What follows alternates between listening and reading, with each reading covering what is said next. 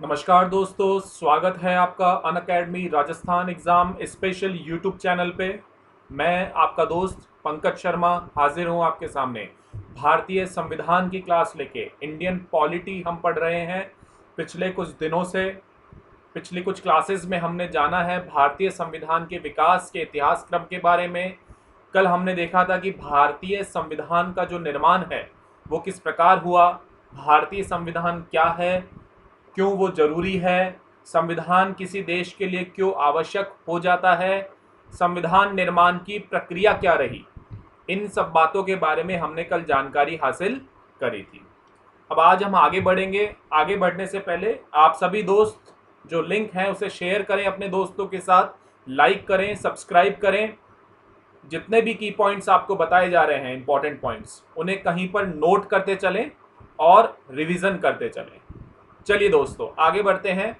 तो भारतीय संविधान एवं संविधान के निर्माण के बारे में कल हमने कुछ जानकारी हासिल करी थी, जिसमें हमने देखा था कि संविधान क्या है और उसकी परिभाषा क्या है। फिर हमने संविधान के उद्देश्यों के बारे में जानकारी हासिल करी थी। संविधान का प्रयोग सबसे पहले कहाँ पर हुआ, सबसे पहले लिखित संविधान अमेरिका में बना। उसके बाद में हमने संविधान निर्माण की मांग भारत में किस प्रकार उठी, जिसमें हमने कैबिनेट मिशन योजना के बारे में देखा था।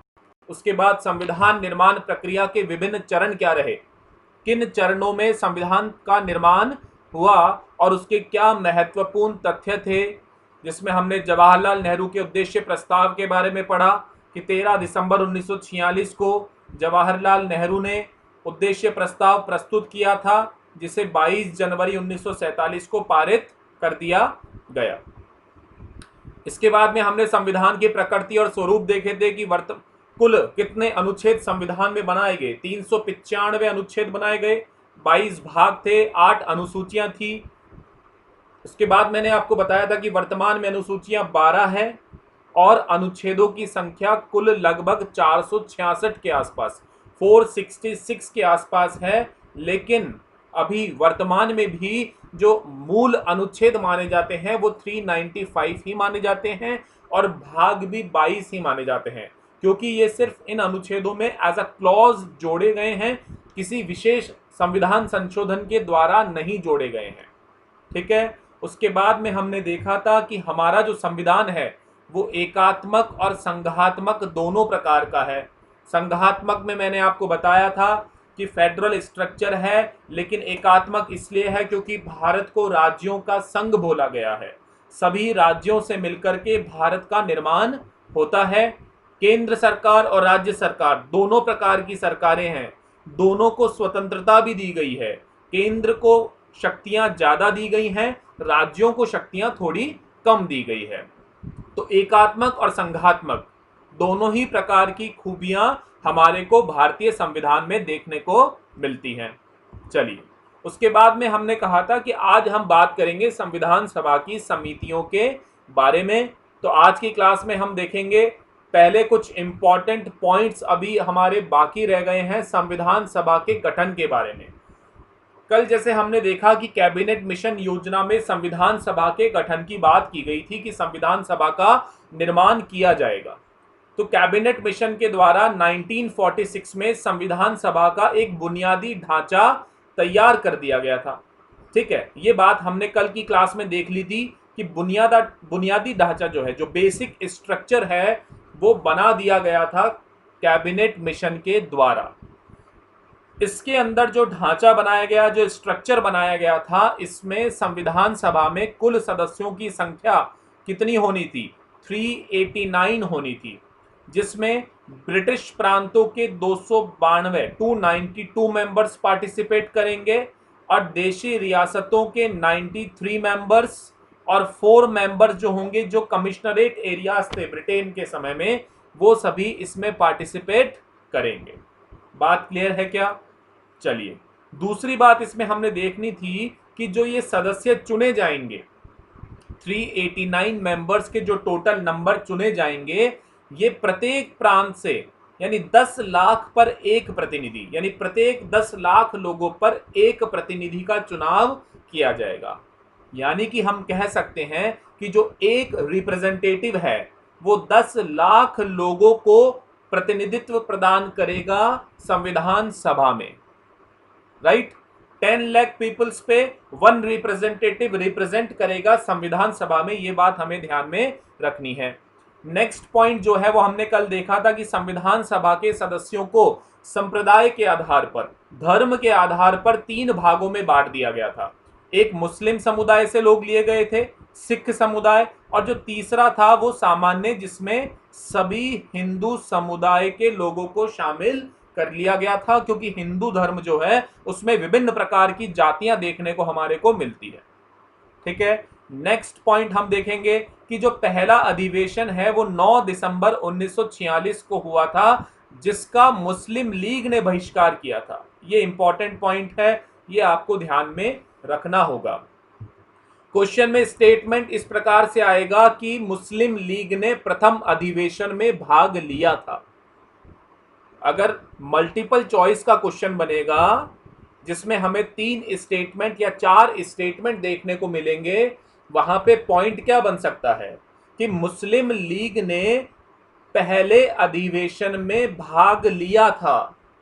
तो ये जो स्टेटमेंट है, जो कथन है, ये गलत हो जाएगा, क्योंकि मुस्लिम लीग ने जो प्रथम अधिवेशन हुआ 9 दिसंबर 1946 को, इसमें भाग नहीं लिया था। बात क्लियर है क्या? सेकंड पॉइंट हम देखते हैं कि 3 जून 1947 के विभाजन योजना के द्वारा माउंटबेटन जो ये योजना लेकर के आए थे, इसे कई नामों से जाना जाता है। माउंटबेटन योजना बोलते हैं। 3 जून को ये योजना आई, इसलिए 3 जून योजना भी कहते हैं। इसे एक डिक्की बर्ड प्लान भी कहते हैं। तो इन 3 नामों से इसको जाना जाता है। तो 3 जून 1947 के विभाजन योजना के द्वारा पाकिस्तान को अलग कर दिया गया, यानी भारत जो पूरी मुख्य भूमि थी, इसको 2 भागों में विभाजित कर दिया गया था। एक भारत बना और दूसरा पाकिस्तान बना। तो 3 जून 1947 की विभाजन योजना के द्वारा पाकिस्तान के लिए एक अलग से संविधान सभा का गठन कर दिया गया। तो उसका अपना एक सेपरेट संविधान सभा बन गई, जो अब पाकिस्तान के लिए संविधान बनाएगी। बात क्लियर है? नेक्स्ट अब हम देखेंगे, देखिए, कैबिनेट मिशन योजना के द्वारा जिस संविधान सभा के ढांचे को तैयार किया गया था, उस ढांचे में कुल सदस्य संख्या 389 थी, 389 थी। लेकिन क्योंकि अब पाकिस्तान को अलग कर दिया गया है, उसके लिए अलग संविधान सभा बना दी गई है। तो अब जो पुनर्गठित संविधान सभा है, जो नई संविधान सभा बनेगी, उस संविधान सभा में 324 सदस्यों की संख्या निश्चित कर दी गई। बात क्लियर है दोस्तों? भारत और पाकिस्तान जब दोनों की अलग अलग संविधान सभाएं बन गई, तो ऐसे में अब वर्तमान में जो भारतीय संविधान सभा बनेगी, उस संविधान सभा में 324 सदस्यों की संख्या होगी। ठीक है। 31 अक्टूबर 1947 को जब संविधान सभा बुलाई गई, तब उसमें कुल 299 सदस्य थे, जिसमें 70 देशी रियासतों के प्रतिनिधि थे। 70 देशी रियासतें, प्रिंसली स्टेट्स। ये देशी रियासतें कौन थी? देशी रियासतें वो रियासतें थी, ये मैंने आपको पहले भी बताया कि भारत जो है वो रियासतों के रूप में बटा हुआ था। जब भारत आजाद हुआ था, तब कुल 562 देशी रियासतें थी। अब उन देशी रियासतों में से अधिकतम देशी रियासतें वो थी जिन्होंने ब्रिटेन की सत्ता को स्वीकार कर लिया था, या हम कहें कि ब्रिटेन के साथ किसी प्रकार का समझौता कर लिया था, और वो ब्रिटेन के अनुसार ही अपने कार्यों को पूरा करती थी। लेकिन कुछ देशी रियासतें ऐसे भी थी जो अभी भी इंडिपेंडेंट रूप से कार्य कर रही थी, लेकिन डायरेक्ट और इनडायरेक्ट वे में अगर हम कहें, तो वो देशी रियासतें जिनके राजा अभी भी स्वतंत्र थे, वो इनडायरेक्ट वे में कहीं ना कहीं ब्रिटेन के प्रभाव में ही कार्य करते थे, ब्रिटेन के इम्पैक्ट में ही कार्य करते थे। बात क्लियर है दोस्तों? चलिए, तो संविधान सभा के गठन के बारे में हमने जो जानकारी हासिल करी, उसमें आपको समझ में आया होगा कि 2 बातें हमने करी हैं। कैबिनेट मिशन के द्वारा 1946 में जो बेसिक इंफ्रास्ट्रक्चर या बेसिक स्ट्रक्चर तैयार किया गया संविधान सभा का, उसमें टोटल 389 मेंबर्स होने थे और उन 389 मेंबर्स में से 290 मेंबर्स देश टोटल ब्रिटिश प्रांतों से थे, 93 मेंबर्स देसी रियासतों से थे और 4 जो थे वो कमिश्नर एरिया से थे। हर 10 लाख पर एक रिप्रेजेंटेटिव संविधान सभा में भेजा जाएगा। हर 10 लाख पर एक रिप्रेजेंटेटिव संविधान सभा में भेजा जाएगा। संविधान सभा के सदस्यों को संप्रदाय के आधार पर 3 भागों में बांट दिया गया था, हिंदू, मुस्लिम एंड सिख। पहला अधिवेशन 9 दिसंबर 1946 को हुआ। मुस्लिम लीग ने इसका बहिष्कार किया। 3 जून 1947 3 जून योजना, माउंटबेटन योजना, डिक्की बर्ड प्लान, इसके अकॉर्डिंग पाकिस्तान को अलग कर दिया गया और उसके लिए अलग से एक संविधान सभा का निर्माण कर दिया गया। अब जो नई संविधान सभा भारत के लिए बनी, इसमें कुल 324 मेंबर्स की संख्या निश्चित की गई थी, जिसमें टोटल अब 299 सदस्य थे। 31 अक्टूबर 1947 को जिस संविधान सभा को बुलाया गया, उसमें टोटल 299 मेंबर्स थे, जिसमें 70 मेंबर्स ऐसे थे जो देसी रियासतों के प्रतिनिधि कर रहे थे, उनके रिप्रेजेंटेटिव थे। आगे बढ़ते हैं, संविधान सभा के गठन के बारे में कुछ और महत्वपूर्ण तथ्यों के बारे में जानकारी हासिल करेंगे दोस्तों। हैदराबाद रियासत के सदस्य संविधान सभा में शामिल नहीं हुए थे, ठीक है, क्योंकि हैदराबाद जो था उसके अंदर कुछ कन्फ्लिक्ट चल रहे थे कि वह भारत में रहना चाहे या पाकिस्तान में रहना चाहे, तो हैदराबाद रियासत के जो सदस्य थे वो संविधान सभा में शामिल नहीं हुए। नेक्स्ट हम देखते हैं, 9 दिसंबर 1946 में संविधान सभा की पहली बैठक दिल्ली संसद भवन के केंद्रीय कक्ष में हुई, जिसके अस्थायी अध्यक्ष डॉक्टर सच्चिदानंद सिन्हा चुने गए थे। 9 दिसंबर 1946 को संविधान सभा की जो पहली बैठक हुई, कहां पर हुई? दिल्ली के संसद भवन के केंद्रीय सेंट्रल हॉल में। कहां पर हुई? सेंट्रल हॉल में हुई। इसके अस्थायी अध्यक्ष, क्योंकि जो बैठक होती है उसके एक अध्यक्ष का होना जरूरी है, तो अभी अस्थायी अध्यक्ष के रूप में डॉक्टर सच्चिदानंद सिन्हा को चुन लिया गया। अब आप सोचेंगे कि सर सच्चिदानंद सिन्हा को ही क्यों चुना गया? क्योंकि ये सबसे वरिष्ठतम सदस्य थे उस समय। सच्चिदानंद सिन्हा जो थे वो क्या थे? सबसे सीनियर मेंबर थे। सीनियर मेंबर किस आधार पे? उम्र के आधार पर। सच्चिदानंद सिन्हा सबसे वरिष्ठतम सदस्य थे, सीनियर मेंबर थे, इसलिए इनको अस्थायी अध्यक्ष चुन लिया गया। आपके लिए यहाँ पर एक महत्वपूर्ण जानकारी ये है कि जो कॉन्सेप्ट था सबसे सीनियर मेंबर को अस्थायी रूप से अध्यक्ष बना देने का, ये कॉन्सेप्ट हमने फ्रांस से देख करके लिया। फ्रांस में भी जब संविधान सभा बनाई गई थी तब वहां पर अस्थायी अध्यक्ष इसलिए बनाया गया क्योंकि वहां पे जो सबसे सीनियर मेंबर था उसको बनाया गया।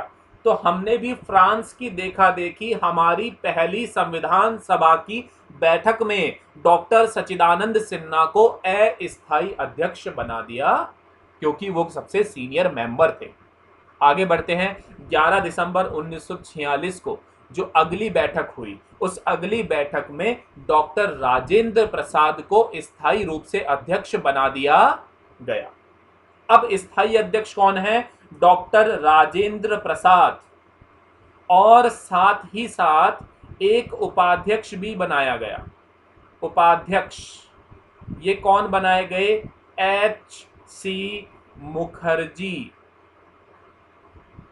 H.C. मुखर्जी, हरीश चंद्र मुखर्जी, इन्हें बना दिया गया उपाध्यक्ष। 11 दिसंबर 1946 को डॉक्टर राजेंद्र प्रसाद को तो क्या बनाया गया? स्थायी अध्यक्ष बनाया गया, परमानेंट चेयरमैन, और उपाध्यक्ष वाइस चेयरमैन, वाइस प्रेसिडेंट किसको बना दिया गया? H.C. मुखर्जी को बना दिया गया। नेक्स्ट पॉइंट हम देखेंगे, 13 दिसंबर 1946 संविधान सभा में नेहरू ने एक उद्देश्य प्रस्ताव प्रस्तुत किया जिसके बारे में मैंने आपको कल भी बताया था, जो कि ऑस्ट्रेलिया के संविधान से प्रेरित था। 13 दिसंबर 1946 को संविधान सभा में नेहरू ने एक उद्देश्य प्रस्ताव प्रस्तुत किया जिसे 22 जनवरी 1947 को संविधान सभा द्वारा स्वीकार कर लिया गया, या हम कहें पारित कर दिया गया, एक्सेप्ट कर लिया गया। और ये उद्देश्य प्रस्ताव की जो भावना थी ये ऑस्ट्रेलिया के संविधान से प्रेरित थी। कहां से प्रेरित थी? ऑस्ट्रेलिया के संविधान से प्रेरित थी। नेक्स्ट पॉइंट हम देखेंगे, 29 अगस्त 1947 को भीमराव अंबेडकर की अध्यक्षता में प्रारूप समिति का गठन किया गया। आज हम बात करेंगे संविधान सभा में बहुत सारी समितियां बनाई गई थी अलग अलग क्षेत्रों के आधार पर। उन सभी समितियों में से प्रारूप समिति सबसे ज्यादा महत्वपूर्ण थी, जिसके अध्यक्ष बाबा साहेब भीमराव अंबेडकर थे। ठीक है, तो इसके बारे में विस्तार से चर्चा हम आगे के स्लाइड्स में करेंगे। एक नेक्स्ट पॉइंट जो मैंने आपको कल भी बताया था, BN राव, बेनेगल नरसिंह राव जी, जो कि एक न्यायाधीश थे, जज थे, उन्हें संविधान सभा का क्या बनाया गया? संवैधानिक सलाहकार बना दिया गया। आगे बढ़ने से पहले जल्दी से की पॉइंट्स पे वापस नजर डालिए। हैदराबाद रियासत ने संविधान सभा में शामिल नहीं हुई थी, इंपॉर्टेंट है, स्टेटमेंट बन सकता है। 9 दिसंबर 1946 पहली बैठक कहाँ हुई? दिल्ली संसद भवन में, सेंट्रल हॉल में। डॉक्टर सच्चिदानंद सिन्हा को अस्थायी अध्यक्ष चुना गया। ये जो भावना थी, ये जो आइडियोलॉजी थी, हमने फ्रांस के संविधान से ली। 11 दिसंबर 1946 डॉक्टर राजेंद्र प्रसाद को स्थायी अध्यक्ष चुन लिया गया। 13 दिसंबर 1946 संविधान सभा में नेहरू जी ने एक उद्देश्य प्रस्ताव, ऑब्जेक्टिव रेजोल्यूशन प्रस्तुत किया, जिसे 22 जनवरी 1947 को एक्सेप्ट कर लिया गया। प्रारूप समिति बनाई गई, जिसके अध्यक्ष भीमराव अंबेडकर थे। BN राव संवैधानिक सलाहकार थे। उपाध्यक्ष HC मुखर्जी थे। ऑब्जेक्टिव रेजोल्यूशन की आइडियोलॉजी हमने ऑस्ट्रेलिया के कॉन्स्टिट्यूशन संविधान से ली थी। आगे बढ़ते हैं। संविधान सभा का जो प्रथम वाचन यानी फर्स्ट मीटिंग का जो टाइम पीरियड था वो 4 नवंबर 1947, सेकंड जो था वो 16 नवंबर 1948, एंड द थर्ड जो राउंड था, वाचन मानी third round, 17 to 26 November 1949, 17 to 26 नवंबर 1949। कुल 2 वर्ष 11 महीने और 18 दिन, 2 years 11 months 18 days लगे हमारे को भारत का संविधान बनाने में, इंडियन कॉन्स्टिट्यूशन को प्रिपेयर करने में। कुल लगभग एक अनुमान है कि 65 लाख रुपए का खर्चा उस समय आया था संविधान को बनाने में, जो रिसोर्सेज उसमें लगे। 26 नवंबर 1949, 26 नवंबर 1949 को हमने संविधान को अपना लिया, और इस दिन संविधान पर 284 मेंबर्स ने हस्ताक्षर 284 मेंबर्स ने हस्ताक्षर किए। 26 नवंबर 1949 को जिस संविधान को अपनाया गया उसमें 285 मेंबर्स ने हस्ताक्षर किए।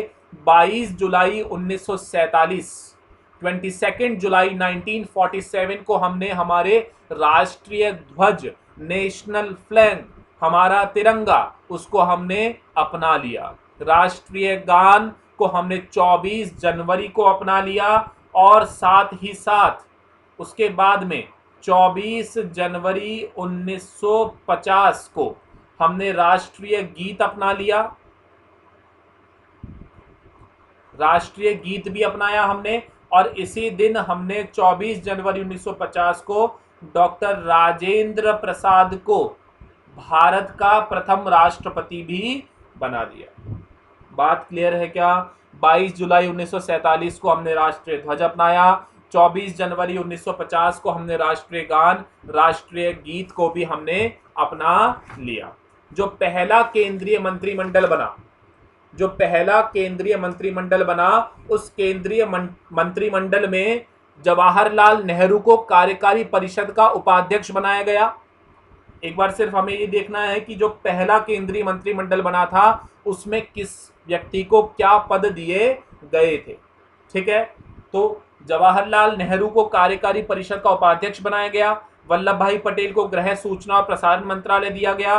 बलदेव सिंह को रक्षा मंत्रालय, सी राजगोपालाचारी को शिक्षा मंत्री, राजेंद्र प्रसाद कृषि एवं खाद्य मंत्री, आसफ अली रेल मंत्री, जगजीवन राम श्रम मंत्री, जॉन मथाई उद्योग एवं आपूर्ति मंत्री, जोगेंद्र नाथ मंडल विधि मंत्री, आई चुंदरीगर वाणिज्य मंत्री, अली खान स्वास्थ्य मंत्री, मावलंकर जीवी मावलंकर इनका पूरा नाम था, जिन्हें अंतरिम सभाध्यक्ष बनाया गया। तो ये संविधान सभा का जो हमारे इंपॉर्टेंट फैक्ट्स थे कि 2 साल 11 महीने और 18 दिन लगे, अराउंड 65 लाख रुपीस खर्च हुए। 26 नवंबर 1949 को संविधान को हमने अपनाया, जिसे हमने लागू कब किया? 26 जनवरी 1950 को, जिसे हम रिपब्लिक डे के रूप में बनाते हैं। जिस दिन हमने संविधान सभा ने अपनाया उस दिन 284 मेंबर्स ने अपने हस्ताक्षर किए। 22 जुलाई 1947 को हमने नेशनल फ्लैग को अपना लिया। 24 जनवरी 1950 को हमने हमारे राष्ट्रीय गान को अपनाया और राष्ट्रीय गीत को भी अपनाया 24 जनवरी 1950।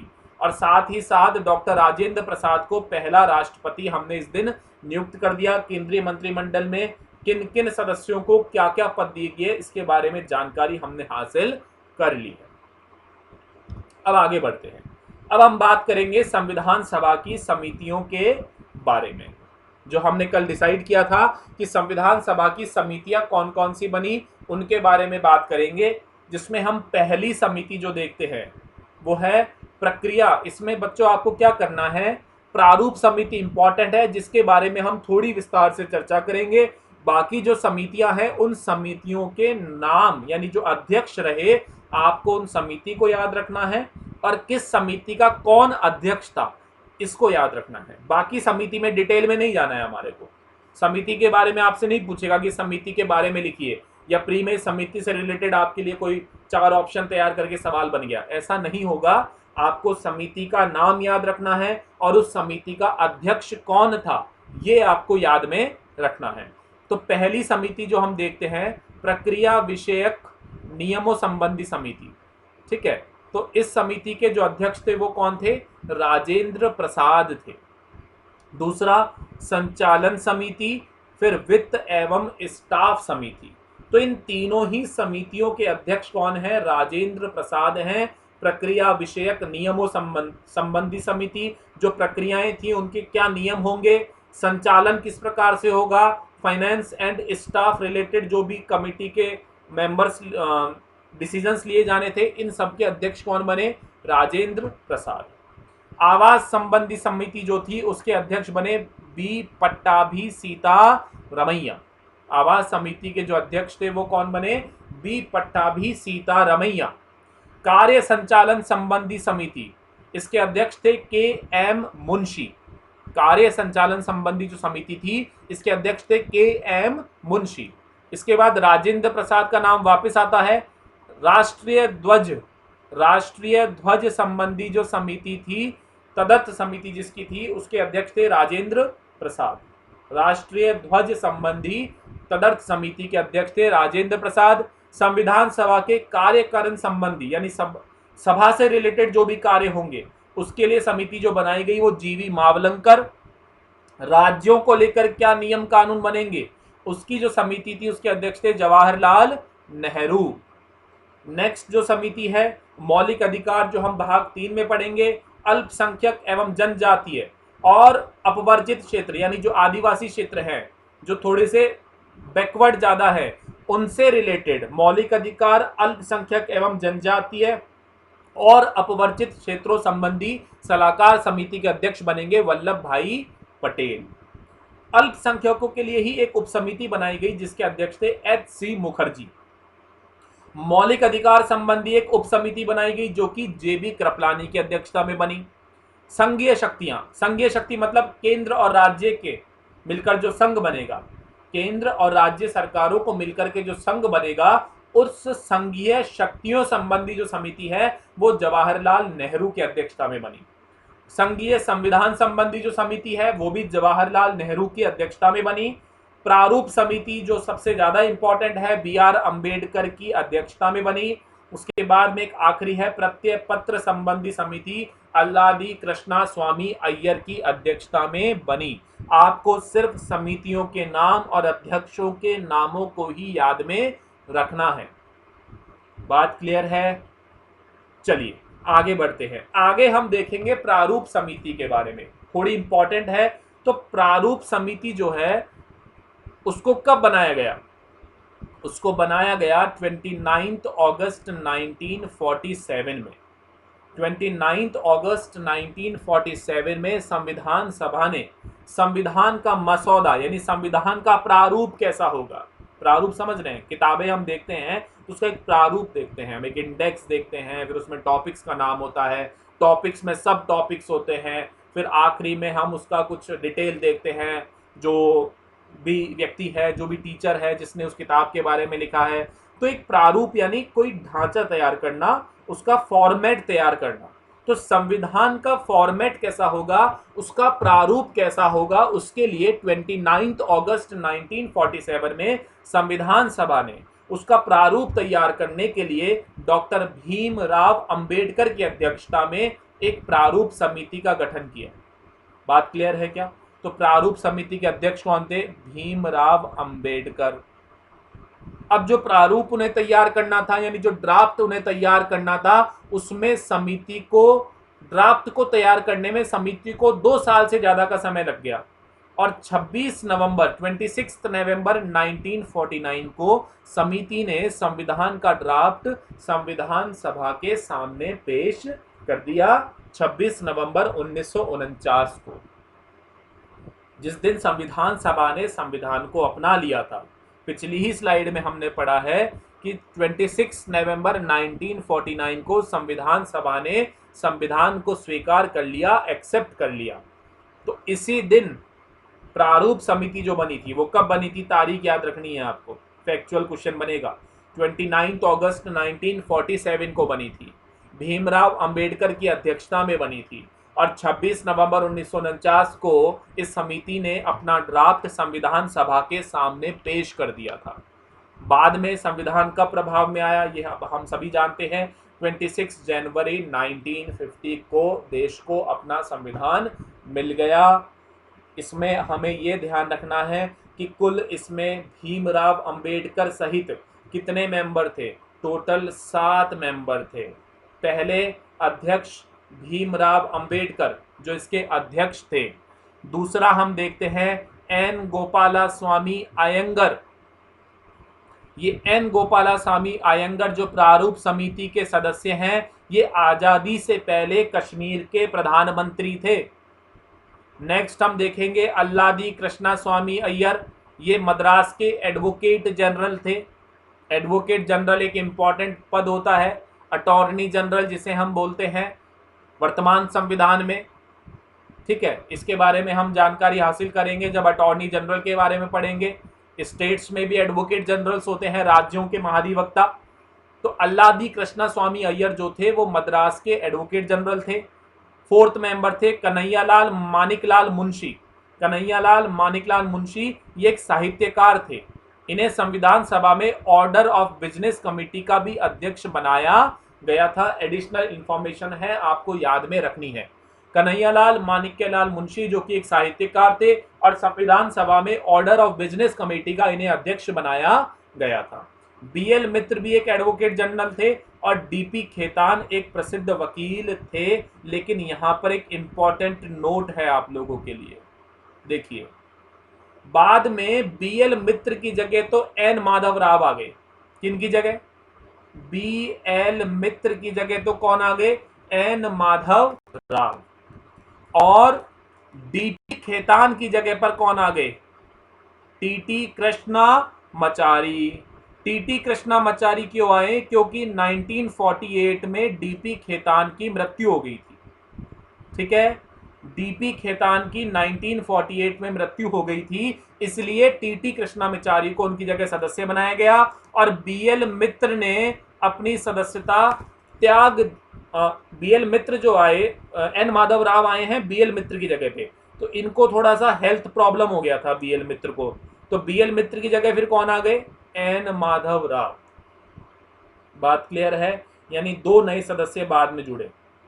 बीएल मित्र की जगह एन माधव राव आए। क्यों आए? क्योंकि थोड़ी स्वास्थ्य खराब हो गया था इनका। डीपी खेतान की जगह टीटी कृष्णामाचारी आए क्योंकि डीपी खेतान की मृत्यु हो गई थी। ये प्रारूप समिति है जिसको पूरा ड्राफ्ट, फॉर्मेट तैयार करने के लिए बनाया गया।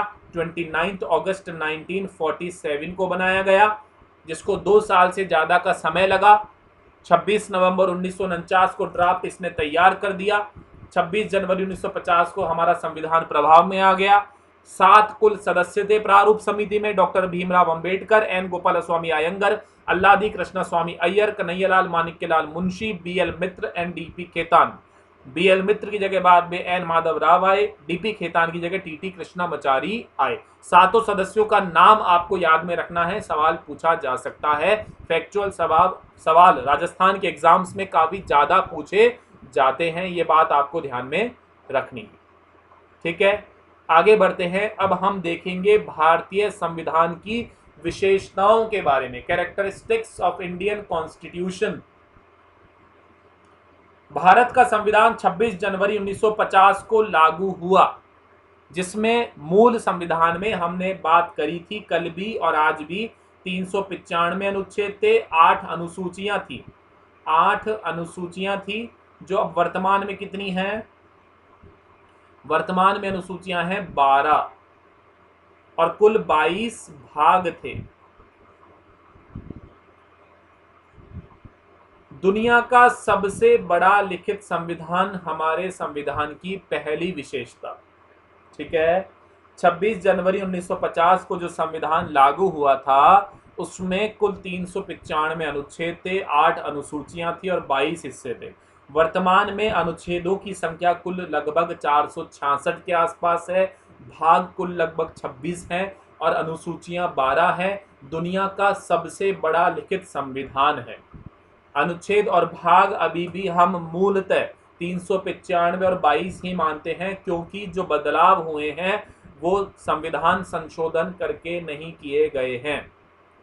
संघ और राज्य दोनों के लिए एक ही संविधान बनाया गया, ये हमारी विशेषता है। भारत में संघ और राज्य दोनों के लिए एक ही प्रकार का संविधान है, अलग अलग संविधान नहीं है। केंद्र सरकार और राज्य सरकारें, 2 प्रकार की सरकारें जो मुख्यतः हैं। सरकारें वैसे 3 प्रकार की हैं, केंद्र में, राज्य में और स्थानीय स्तर पर। स्थानीय स्तर पर पंचायतें और नगरपालिकाएं। तो केंद्र और राज्य जो अलग अलग शक्तियां हैं, केंद्र थोड़ा ताकतवर है, जिसको संघ सूची में शक्तियां प्राप्त है। मैं आपको पहले भी 2 बार बता चुका हूं, राज्यों को राज्य सूची में शक्तियां प्राप्त हैं, लेकिन दोनों के लिए संविधान एक ही प्रकार का है, अलग अलग संविधान नहीं है। तो हमें सीधी सी विशेषता याद रखनी है कि भारत में संघ और राज्य दोनों के लिए एक ही संविधान है। विशेषताओं को ध्यान से पढ़ें। जो आरएएस की मेंस एग्जाम होती है, उसमें 100 शब्द और 50 शब्द में आपसे सीधा सीधा सवाल पूछा जा सकता है कि भारतीय संविधान की विशेषताओं का वर्णन करिए। तो वहां पे 50 शब्दों में और 100 शब्दों में आपको वर्णन करना पड़ेगा। तो नेक्स्ट पॉइंट हम देखेंगे कि संविधान एकता और राष्ट्रवाद के आदर्शों को बढ़ावा देता है। संविधान में जो बातें की गई हैं, वो बातें हमारे देश की एकता, अखंडता को आगे बढ़ाती है, राष्ट्रवाद की भावना को, नेशनलिज्म, राष्ट्र के प्रति प्रेम की भावना को आगे बढ़ाती है। नेक्स्ट वेरी इंपॉर्टेंट पॉइंट, एकल संविधान जो है वो सिर्फ भारत की संसद को संविधान में बदलाव करने की शक्ति प्रदान करता है। यानी संसद, पार्लियामेंट जो दिल्ली में है, वो ही भारतीय संविधान में किसी प्रकार का परिवर्तन करने की शक्ति रखती है। अन्य राज्य सरकारें किसी भी प्रकार का परिवर्तन नहीं कर सकती हैं। तो सिंपल सी बात है कि संविधान में अगर परिवर्तन करना है तो सिर्फ भारतीय संसद को ही शक्ति प्राप्त है, इंडियन पार्लियामेंट को ही शक्ति प्राप्त है। नेक्स्ट पॉइंट, यह संसद को नए राज्यों के गठन या मौजूदा राज्यों को समाप्त करने या फिर उनकी सीमाओं में बदलाव करने की शक्ति भी प्रदान करता है। संसद अगर चाहे तो भारत में किसी नए राज्य का निर्माण भी कर सकती है या फिर किसी राज्य को हटा भी सकती है। जैसे हम देखते हैं कि छत्तीसगढ़, झारखंड, उत्तराखंड, ये नए राज्यों का निर्माण किया गया, तो ये नए राज्यों के निर्माण की जो शक्ति है वो संसद को प्राप्त है। बात क्लियर है क्या? तो संसद की 2 इंपॉर्टेंट शक्ति हमने देखी जो हमारे भारतीय संविधान की विशेषता है कि भारतीय संविधान में जो भी बदलाव होंगे वो सिर्फ संसद ही कर सकती है। दूसरा, राज्यों का निर्माण करना या फिर राज्यों की सीमाओं में, उनकी बॉर्डर्स में बदलाव करना, किसी राज्य के एक हिस्से को दूसरे राज्य में मिला देना या कम कर देना, ये सभी प्रकार की जो शक्तियां हैं ये भारतीय संसद को ही प्राप्त है। इसके बारे में जो चर्चा है हम भाग 1 में करेंगे। अगले ही सप्ताह हम संविधान के भागों के बारे में पढ़ना स्टार्ट कर देंगे। तो जो भाग 1 है संविधान का, संघ और उसके राज्य क्षेत्र, यूनियन एंड इट्स टेरिटरी, तो पार्ट 1 जो हम पढ़ेंगे उसमें हम इसके बारे में बात करेंगे कि नए राज्यों का निर्माण किस प्रकार होता है, कौन से अनुच्छेद के अंतर्गत होता है, राज्यों की सीमाओं में बदलाव, राज्यों के नामों में बदलाव, ये सब कौन से अनुच्छेद के अंतर्गत हम देखेंगे। भाग 1 का हिस्सा है। आगे बढ़ते हैं। भारतीय संविधान की अन्य विशेषताओं के बारे में अब हम देखेंगे। संविधान के स्रोत, पहली जो विशेषता है कि संविधान को जो हमने बनाया है उसके लिए हमने कुछ स्रोत यानी सोर्सेस को हमने यूज में लिया है। ठीक है, जैसे भारत सरकार अधिनियम 1935 से हमने बड़ी संख्या में प्रावधान वहां से उठाए और हमारी सामाजिक, आर्थिक, राजनीतिक और सांस्कृतिक परिस्थितियों के अनुसार हमने उन प्रावधानों को हमारे संविधान में शामिल कर लिया। बात क्लियर है? यानी कि भारत सरकार अधिनियम 1935 या फिर जैसे कि हम यहां देख रहे हैं कि सरकार की संसदीय प्रणाली और कानून के नियम जैसे प्रावधान हमने यूनाइटेड किंगडम, यूके के संविधान से लिए हैं। तो 1935 का भारत सरकार अधिनियम, यूनाइटेड किंगडम के संविधान, America, Ireland, France, Germany, south Africa, USSR, Soviet संघ जो अब रशिया, जो टूट करके बाद में अब रशिया के रूप में हमें जिसे हम जानते हैं, इन सभी देशों के संविधान से हमने कुछ कुछ बातें कॉपी करी, लेकिन उन्हें कॉपी करते समय जब हमने हमारे संविधान में पेस्ट किया तब हमने उन्हें एज इट इज नहीं किया है, हमने उनमें कुछ बदलाव किए हैं। बदलाव क्यों किए हैं? क्योंकि हमारे देश की सामाजिक, आर्थिक, राजनीतिक और सांस्कृतिक पृष्ठभूमि के अनुसार हमने उन प्रावधानों को हमारे संविधान में शामिल किया है। तो हम ये कह सकते हैं कि कॉपी नहीं किया है, हम कह सकते हैं हमने उस भावना को उठाया है, उस आइडियोलॉजी को उठाया।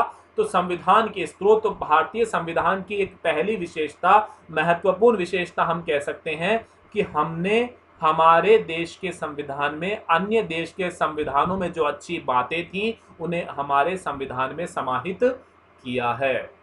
नेक्स्ट पॉइंट हम देखते हैं, संविधान के अंदर कठोरता और लचीलापन दोनों ही प्रकार के गुण हमारे को दिखाई देते हैं। कठोरता और लचीलापन से क्या मतलब है? जैसे कि अगर संविधान में कोई बदलाव करने हैं तो उसके लिए हमें संविधान संशोधन करना पड़ेगा। अब संविधान संशोधन की जो प्रक्रिया है वो थोड़ी आसान नहीं है, थोड़ी सी वो गंभीर है, कठोर है। तो अब संविधान में परिवर्तन करने की जो प्रक्रिया वो कठोर होनी भी चाहिए थी। अगर वो कठोर नहीं होती, लचीली होती, तो जब मर्जी आए तब सरकारें संविधान में बदलाव कर देती, क्योंकि संविधान जो है वो भारत की आत्मा है।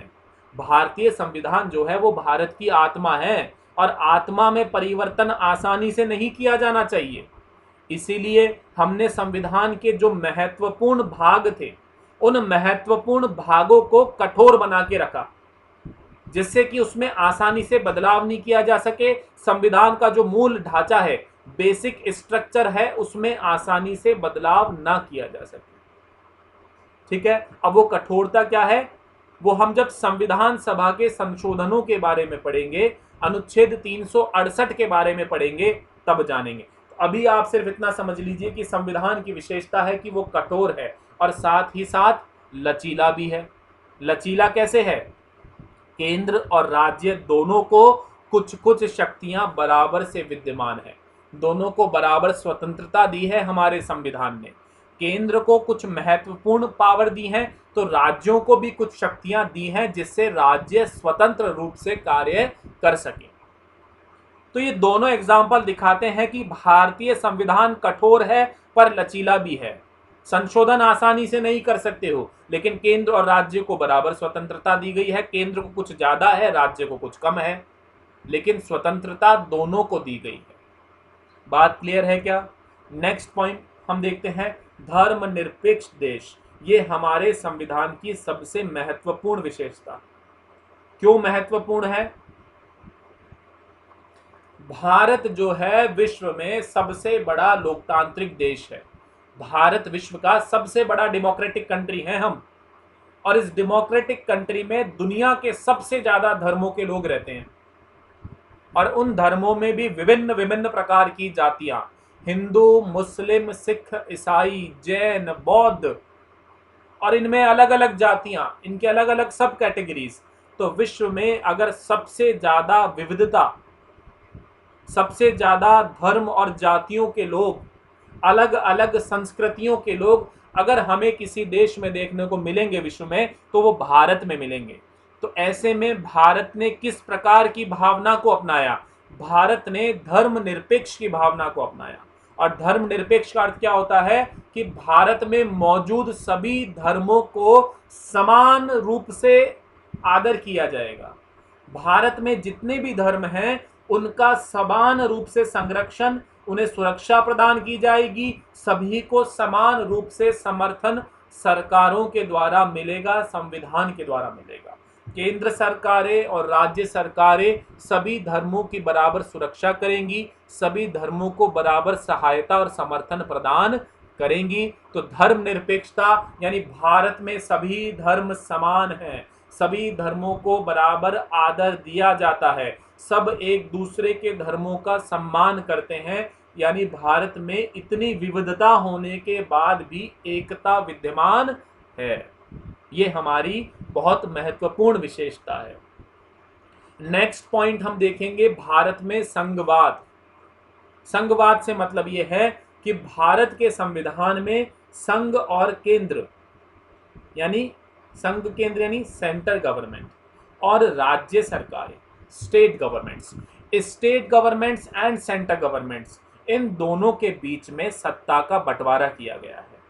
कुछ विभाग केंद्र के पास हैं और कुछ भाग राज्य के पास हैं। केंद्र के पास में कुछ महत्वपूर्ण शक्तियां हैं और राज्य के पास में थोड़ी शक्तियां कम है, लेकिन स्वतंत्रता है। तो ये किस प्रकार की विशेषता है? ये संघवाद की विशेषता है। यह संघवाद की अन्य विशेषताओं जैसे संविधान की कठोरता, लिखित संविधान, 2 सदनों वाली विधायिका, स्वतंत्र न्यायपालिका, संविधान का वर्चस्व को भी पूरा करता है। इसलिए भारत एकात्मक पूर्वाग्रह वाला एक संघीय राष्ट्र है। संघीय राष्ट्र यानी कि यहाँ पे केंद्र और राज्य 2 प्रकार की सरकारें हैं, दोनों को अलग अलग स्वतंत्रता प्रदान की गई हैं, दोनों इंडिपेंडेंट भी हैं, लेकिन कुछ मामलों में केंद्र सरकार जो है वो राज्य सरकार पर दबाव बना सकती है या उस पर पावर अपनी आगे बढ़ा सकती है। उसके अलावा हम देखते हैं कि लिखित संविधान है, 2 सदनों वाली विधायिका है, जैसे केंद्र में हमें लोकसभा और राज्यसभा दिखाई देते हैं, वहीं कुछ राज्यों में भी 2 सदन हैं जहां विधानसभा और विधान परिषद देखते हैं। न्यायपालिका हमारी स्वतंत्र है, संविधान का ही वर्चस्व है, यानी भारत में जो भी होगा वो उसके कॉन्स्टिट्यूशन के अनुसार होगा। इसलिए भारत एकात्मकता वाला देश है जिसने कई प्रकार की विविधताओं और विशेषताओं को एक ही रूप में अपना रखा है। आगे बढ़ते हैं, सरकार का संसदीय स्वरूप। तो सरकार का संसदीय स्वरूप में सीधी सी बात है, आपको लोकसभा और राज्यसभा 2 सदनों वाली विधायिका या 2 सदनों वाली संसद हमें देखने को मिलती है। हम सभी देखते हैं समय समय पर जब संसद का सत्र चलता है, लोकसभा जहां पे चुनाव होते हैं और 5 वर्ष के लिए सदस्यों को नियुक्त किया जाता है, राज्यसभा में 6 वर्ष के लिए नियुक्त किया जाता है। ठीक है। लोकसभा में चुनाव सीधे डायरेक्ट रूप से जनता करती है, राज्यसभा में चुनाव इनडायरेक्ट रूप से राज्य की विधानसभाओं के द्वारा किया जाता है। अब लोकसभा में सीधे रूप से जनता चुनती है, राज्यसभा में राज्य विधानसभाओं के सदस्यों के द्वारा, एमएलएस के द्वारा सदस्य चुने जाते हैं। इनके बारे में विस्तार से चर्चा जब लोकसभा और राज्यसभा पढ़ेंगे तब आराम से करेंगे। अभी हमें सिर्फ की पॉइंट्स में इंपॉर्टेंट विशेषताएं याद करनी है भारतीय संविधान की। ठीक है। नेक्स्ट पॉइंट हम देखते हैं, एकल नागरिकता। केंद्र और राज्य दो प्रकार की सरकारें हैं और दोनों को ही स्वतंत्रता प्राप्त है, लेकिन भारत में हम एक ही नागरिकता रखते हैं और वो है भारत की नागरिकता, राज्यों की नागरिकता नहीं है। दोहरी नागरिकता हमारे को कहाँ देखने को मिलती है? ये अमेरिका में देखने को मिलती है दोहरी नागरिकता। बात क्लियर है? तो भारत में किस प्रकार की नागरिकता है? एकल नागरिकता है। दूसरा हम देखते हैं एकीकृत और स्वतंत्र न्यायपालिका। भारत का संविधान जो है वो न्यायपालिका को पूर्ण स्वतंत्रता प्रदान करता है। ठीक है। और सुप्रीम कोर्ट जो है वो भारत का सर्वोच्च न्यायालय है। सुप्रीम कोर्ट के नीचे सभी राज्यों में हाई कोर्ट्स हैं। हाई कोर्ट हर राज्य में एक हाई कोर्ट भी है, लेकिन कुछ राज्यों में 2 राज्यों को मिलाकर के एक हाई कोर्ट भी बनाया गया है। ठीक है। और तीसरा फिर डिस्ट्रिक्ट कोर्ट्स होते हैं। तो 3 प्रकार की हायरार्की है, supreme court, high court and district courts. लेकिन जो न्यायपालिका है वो पूर्ण रूप से स्वतंत्र है। डिस्ट्रिक्ट कोर्ट्स में अगर आपको कोई अपना निर्णय है उससे आप संतुष्ट नहीं हैं तो आप हाई कोर्ट में जा सकते हैं, और हाई कोर्ट के निर्णय से भी आप संतुष्ट नहीं हैं तो आप सुप्रीम कोर्ट में जा सकते हैं। तो सुप्रीम कोर्ट जो है वो भारत का सर्वोच्च न्यायालय है।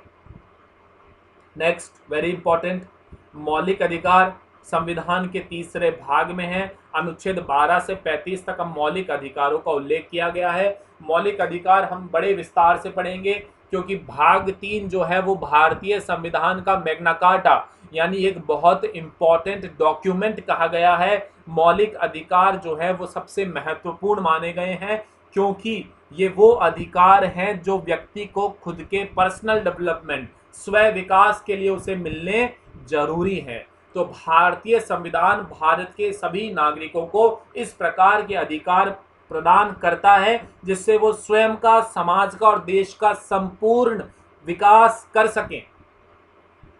भाग जिसे हम कहां पढ़ेंगे? भाग 3 में अनुच्छेद 12 से 35 के मध्य। नेक्स्ट हम देखेंगे राज्य नीति के निर्देशक सिद्धांत, DPSP, directive principles of state policy, जो संविधान के भाग 4 का हिस्सा है। और अनुच्छेद 36 से 50 में, अनुच्छेद 36 से 50 में हम इनके बारे में पढ़ेंगे। ठीक है। डीपीएसपी और फंडामेंटल राइट्स में क्या डिफरेंसेस होते हैं इनके बारे में हम जानकारी बाद में हासिल करेंगे। यहाँ पे आपको एक क्लियर करना है, ये थोड़ा सा गलत हो गया है पॉइंट। आर्टिकल 36 से 51 तक हैं ये डीपीएसपी। बच्चों थोड़ा इस पॉइंट को करेक्ट कर लेना। भाग 4 में अनुच्छेद 36 से 51 तक आपको पढ़ने हैं राज्य के नीति निर्देशक तत्व, directive principles of state policy. और ये 36 से कब कहाँ तक हैं? 51 तक हैं। यहाँ पे एक बार और लिख रहा हूँ, डीपीएसपी राज्य के नीति निर्देशक तत्व आर्टिकल 36 टू 51 तक हमारे को पढ़ने होते हैं। ये थोड़ा गलत प्रिंट हो गया है 50, कोई बात नहीं। तो याद रखना है, मौलिक अधिकार भाग 3 अनुच्छेद 12 से 35 तक, राज्य के नीति निर्देशक तत्व या नीति निर्देशक सिद्धांत भाग 4 अनुच्छेद 36 से 51 तक। नेक्स्ट हम देखेंगे मौलिक कर्तव्य। इन मौलिक कर्तव्यों को जब हमने संविधान को अपनाया था या 26 जनवरी 1950 को जब संविधान को लागू किया था तब ये मौलिक कर्तव्य हमारे संविधान का भाग नहीं थे। इन्हें हमने 42वें संविधान संशोधन अधिनियम 1976 के द्वारा शामिल किया गया और इनके लिए एक नया भाग बनाया गया, भाग 4A। एक नया भाग जोड़ा गया, भाग 4A, और इसमें एक नया आर्टिकल जोड़ा गया, अनुच्छेद 51A, आर्टिकल 51A। बात क्लियर है क्या? इसमें स्टार्टिंग में 10 मूल कर्तव्यों को शामिल किया गया था, लेकिन बाद में संविधान संशोधन करके एक 11वां मूल कर्तव्य और जोड़ दिया गया, जो कि बच्चों के शिक्षा के अधिकार को लेकर के था। तो मौलिक कर्तव्य हमें कब मिले? 1976 में मिले, 42वें संविधान संशोधन अधिनियम के द्वारा मिले। इसके द्वारा संविधान में संशोधन करके, कॉन्स्टिट्यूशनल अमेंडमेंट करके एक नया भाग जोड़ा गया, 4A, एक नया आर्टिकल जोड़ा गया, आर्टिकल 51A, जिसमें प्रारंभ में 10 कर्तव्य थे और बाद में एक मूल कर्तव्य और जोड़ दिया गया, और कुल वर्तमान में 11 मूल कर्तव्य हैं। यहां पे मैं आपको एक जानकारी और दे देता हूं आगे, हालांकि हम इसके बारे में दोबारा पढ़ेंगे। 42वां संविधान संशोधन जो है, इसके द्वारा भारतीय संविधान में बहुत सारे बदलाव किए गए थे। यानी अब तक जितने भी संविधान संशोधन हुए हैं, उसमें से सबसे ज्यादा बदलाव जो हैं वो 42nd कॉन्स्टिट्यूशनल अमेंडमेंट के थ्रू हुए हैं। इसलिए इसे संविधान का, भारतीय संविधान का मिनी कॉन्स्टिट्यूशन भी कहा जाता है। क्या कहा जाता है? 42वें संविधान संशोधन को मिनी कॉन्स्टिट्यूशन भी कहा जाता है, मिनी संविधान भी कहा जाता है। ठीक है, नेक्स्ट पॉइंट हम देखेंगे, सार्वभौमिक वयस्क मताधिकार, universal adult voting rights. Bharat में 18 वर्ष से अधिक उम्र के प्रत्येक नागरिक को जाति, धर्म, वंश, लिंग, साक्षरता आदि के आधार पर बिना भेदभाव किए मतदान करने का अधिकार है। अगर आपकी आयु 18 वर्ष से अधिक है तो आप क्या कर सकते हैं? वोट डाल सकते हैं, अपने रिप्रेजेंटेटिव को चुन सकते हैं, अपनी सरकार को चुन सकते हैं, और उसके लिए आपके साथ धर्म, जाति, वंश, लिंग, साक्षरता किसी भी आधार पर किसी भी प्रकार का भेदभाव, डिस्क्रिमिनेशन नहीं किया जाएगा। नेक्स्ट पॉइंट हम देखते हैं, आपातकाल के प्रावधान। आपातकाल के प्रावधान में हम देखेंगे कि देश की संप्रभुता, सुरक्षा, एकता और अखंडता को बनाए रखने के लिए किसी भी असाधारण स्थिति से, अगर मान लीजिए कि भारत का कोई पड़ोसी देश है जिसके साथ में उसका युद्ध हो जाता है, चीन या पाकिस्तान के साथ में, तो ऐसे में युद्ध के समय हमें भारत की जो संप्रभुता है, सोवनिटी है, जो सुरक्षा है, एकता है और अखंडता है, उसकी रक्षा करनी पड़ेगी। उसकी रक्षा करनी पड़ेगी, यानी कि देश में एक असाधारण, बहुत अननेचुरल कंडीशन पैदा हो गई है। ऐसे में पूरा का पूरा ध्यान हमें हमारी देश की सुरक्षा पे, एकता और अखंडता को और संप्रभुता को बचाए रखने के लिए लगाना होगा। तो ऐसे में राष्ट्रपति के पास में अनुच्छेद 352 आर्टिकल 352 के अकॉर्डिंग वो आपातकाल लगा सकता है। जब आपातकाल लगा दिया जाता है तो सारी की सारी शक्तियां केंद्र सरकार के हाथों में चली जाती है, सेंट्रल गवर्नमेंट के हाथों में चली जाती है। ये आपातकाल पूरे देश में भी लगाया जा सकता है या देश के किसी एक भाग में, एक हिस्से में भी लगाया जा सकता है। बात क्लियर है दोस्तों? आपातकाल, इन सब विशेषताओं के बारे में चिंता मत करिएगा, इन सभी विशेषताओं के बारे में बड़े विस्तार से चर्चा होगी, बिल्कुल खोल कर, बिल्कुल खुले रूप में चर्चा करेंगे। तो 352 राष्ट्रीय आपातकाल कौन लगाएगा? राष्ट्रपति लगाएगा। अभी एक सिंपल सी जानकारी, बेसिक जानकारी, राष्ट्रीय आपातकाल कब लगाएंगे? जब देश की संप्रभुता, सुरक्षा, एकता और अखंडता को खतरा बन गया है। तो केंद्र सरकार सारी शक्तियों को अपने हाथ में ले लेगी, या तो पूरे देश में आपातकाल लगा दिया जाए या फिर देश के किसी हिस्से में जहां पर समस्या पैदा हुई है वहां पर आपातकाल लगाया जा सकता है। बात क्लियर है क्या दोस्तों? आगे बढ़ते हैं। आगे मैं आपको कल की क्लास की जानकारी दे देता हूं। हम कल पढ़ेंगे भारतीय संविधान के स्रोत के बारे में। जो मैंने आपको यहाँ विशेषता बताई थी कि भारतीय संविधान के स्रोत, कि हमने हमारी ज़रूरत के अनुसार, हमारी परिस्थितियों के अनुसार भारतीय संविधान में अन्य देशों से हमने कुछ प्रावधानों को हमारी परिस्थितियों के अनुसार समाहित करा है, मिला लिया है। तो वो महत्वपूर्ण स्रोत हमें कहाँ देखने को मिलेंगे? भारतीय शासन अधिनियम 1935, ब्रिटेन का संविधान, अमेरिका का संविधान, आयरलैंड का संविधान, कनाडा का संविधान, फ्रांस का संविधान, ऑस्ट्रेलिया का संविधान, जर्मनी का संविधान, दक्षिण अफ्रीका का संविधान, सोवियत संघ का संविधान, जापान का संविधान। इन सभी राष्ट्रों के संविधान से भारतीय शासन अधिनियम 1935 से हमने कुछ प्रावधानों को हमारे संविधान में मिलाया है। कौन कौन से वो प्रावधान हैं और क्या उन प्रावधानों का बेसिक ज्ञान और मूल भावना है, उनके बारे में चर्चा हम कल की क्लास में करेंगे। बात क्लियर है? आज की क्लास यहाँ पर पूरी होती है। अगर आपको किसी भी प्रकार की समस्या है तो कमेंट बॉक्स में लिख दीजिएगा। महत्वपूर्ण जानकारियाँ जो आज आपको मैंने दी है उनको एक बार आपको वापस से दिखा दे रहा हूँ।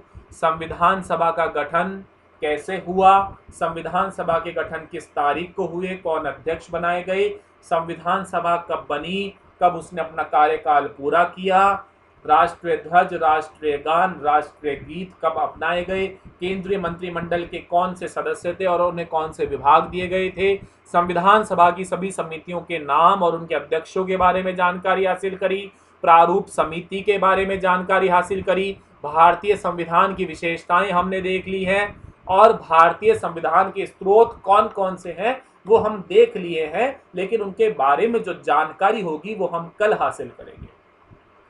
क्लासेस को पढ़ें, ध्यान से रिवीजन करते रहें, इंपॉर्टेंट पॉइंट्स को नोट डाउन करते रहें, अपने दोस्तों के साथ में शेयर करते रहें। All the best. जय हिंद, जय भारत। कल मिलते हैं।